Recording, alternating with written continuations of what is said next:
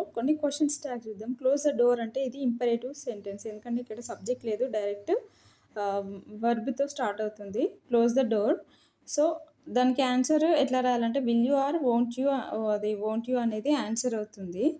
But ఇవి ఆప్షన్లో 2 ఉంటే విల్ యూ వోంట్ యూ ఉంటే మనం ప్రిఫర్ చేయవలసింది వోంట్ యూ అనే దానికి ప్రిఫర్ చేయాలి. Next don't close the door, ఇది నెగిటివ్లో ఉంది కాబట్టి విల్ యూ అవుతుంది answer. Don't close the door అంటే విల్ యూ క్వశ్చన్ ట్యాగ్ ఇట్లా రాయాలి.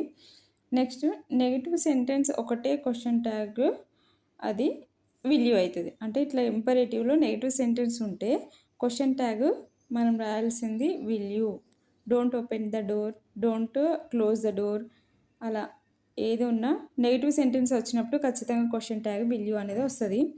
నెక్స్ట్ ప్లీజ్ కమ్ హియర్ అంటే విల్ యూనే, ఇంపరేటివ్ సెంటెన్స్ కాబట్టి will you. Please come here అంటే question tag will you.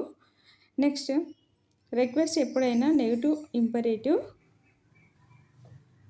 Imperative అయితే విల్ యూనే వస్తుంది. నెక్స్ట్ లెట్ సెంటెన్సెస్, ఇక్కడ ఇట్లా let me go, let her eat, let them dance, let him sing, let us go, let us prepare, let us తర్వాత అండి, just let me go, let her eat, let them eat, let him Singh, ఇలాంటి words ఉన్నప్పుడు will you అనేది question tag వస్తుంది. Will you. Let us ఉన్నప్పుడు let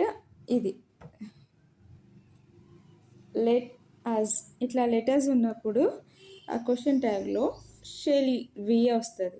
letters ఉంటే shall we అనే question tag మనం రాయాల్సి ఉంటుంది.